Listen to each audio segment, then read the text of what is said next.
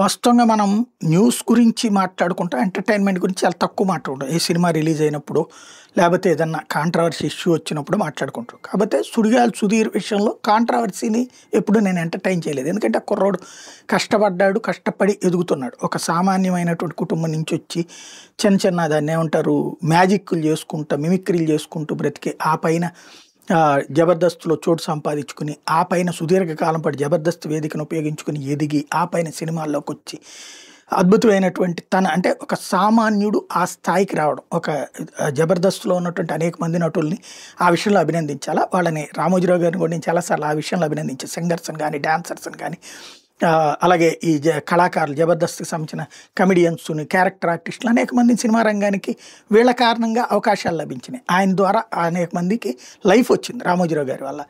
ఆ విషయంలో అభినందిస్తూ ఉంటాను నేను ఎప్పుడు కూడా. అట్లాగే ఈ 'సుడిగాలి సుధీర్‌కి' సంబంధించి కూడా ఆ 'రష్మికి' ఇతనికి మధ్యన కెమిస్ట్రీ వర్కౌట్ కావడం మూలంగా ఆ తర్వాత అనేక పాత్రలు వేసుకొచ్చారు. అతనెవరో 'ఇమ్మాన్యుయల్‌ను', 'వర్ష' అని చెప్పేసేసి తర్వాతన అమ్మాయి 'ఫైమానును', 'నోకరాజ్' అని ఇట్లాంటి రకరకాలు వేశారు. కానీ వాళ్ళ ఎవరిది సక్సెస్‌ఫుల్ జంటలు అవ్వల. సక్సెస్‌ఫుల్ జంట వీళ్ళిద్దరిది అయ్యింది. ఓ రకంగా చెప్పాలంటే ఆ టైంలో వీళ్ళు ప్రతిసారి ఆన్ స్క్రీన్ కోసం నటిస్తున్నా అది నటించినట్టు ఉండదు. జీవించినట్టే ఉంటది.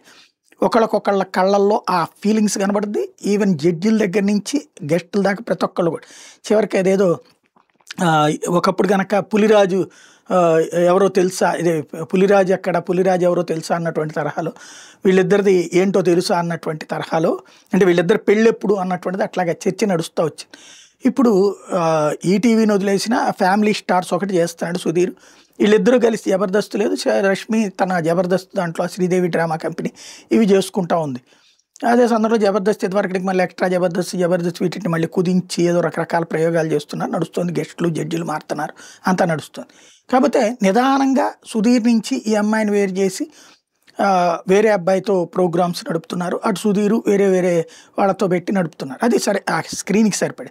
కానీ ఇప్పుడు తాజాగా ఈ ఫ్యామిలీ స్టార్స్ దాంట్లో ఈ పాత తరపు నటులందరూ వచ్చారు. ఈ 'వై విజయ' ఇట్లాంటి వాళ్ళందరూ. వాళ్ళందరితో ఉన్నటువంటి ఎపిసోడ్‌లో వాళ్ళందరినీ కూడా ప్రేమ గురించి వాళ్ళ అభిప్రాయాలు అది మెన్షన్ చేస్తూ వచ్చినటువంటి ఒక ప్రోమో నడుస్తుంది. అందులో నీ ప్రేమ గురించి ఏంటో చెప్పు, నువ్వు రాయదలుచుకుంటే ఎవరికి రాస్తావు, నువ్వెవరికి చెప్తావు అన్నప్పుడు తను కళ్ళెమ్మ నీళ్లు పెట్టుకున్నటువంటి అంశం. ఈవెన్ మొన్న ఈ మధ్యన రష్మిని కూడా అట్లా అడిగినప్పుడు కళ్ళెమ్మ నీళ్లు పెట్టుకున్నటువంటి అంశం కనిపిస్తుంది. పేరుకి వీళ్ళు ఆన్ స్క్రీన్ కెమిస్ట్రీ కిందన పండించిన నిజంగా చెప్పాలంటే వీళ్ళు వేరే పెళ్ళి చేసుకోవడం కూడా కష్టమేమో. ఎందుకంటే వాళ్ళ జంట సైకలాజికల్గా అంత ఫిక్స్ అయిపోయింది తెలుగు రాష్ట్రాల్లో, తెలుగు ప్రజలకి, దేశవ్యాప్తంగా ప్రపంచవ్యాప్తంగా ఉన్నట్టు తెలుగు ప్రజలకి. వేరే అమ్మాయిని చేసుకున్నా ఏది రష్మి అని అడుగుతారేమో, వేరే అబ్బాయిని చేసుకున్నా ఏడు సుధీర్ అని అడుగుతారేమో. వీళ్ళు నిజంగా పెళ్లి చేసుకున్నా కూడా అంతగా వీళ్ళు మైండ్లో ఫిక్స్ అయిపోయారు. మరి వీళ్ళిద్దరికైతే ఒక గ్యాప్ కనబడుతుంది. అది వీళ్ళ వృత్తిలో ఎదుగుదల కారణంగా వచ్చినటువంటి గ్యాపా, ఇగోస్ గ్యాపా, లేకపోతే ఎలాంటి నిజంగా లేకపోతే అంత కెమిస్ట్రీ అయితే వర్కౌట్ కాదు. ఒక స్పష్టతనిచ్చుకుని ఉంటే ఎవరి జీవితాలు వాళ్ళు అయితే బెటర్గానే ఉంటుంది. స్పష్టతనిచ్చుకోకపోతే సైకలాజికల్గా పబ్లిక్లో ఆ ఫీలింగ్ వాళ్ళు సఫర్ అవ్వాల్సి ఉంటుంది. ఒకసారి తెచ్చుకోవడం బెటర్ అనమాట.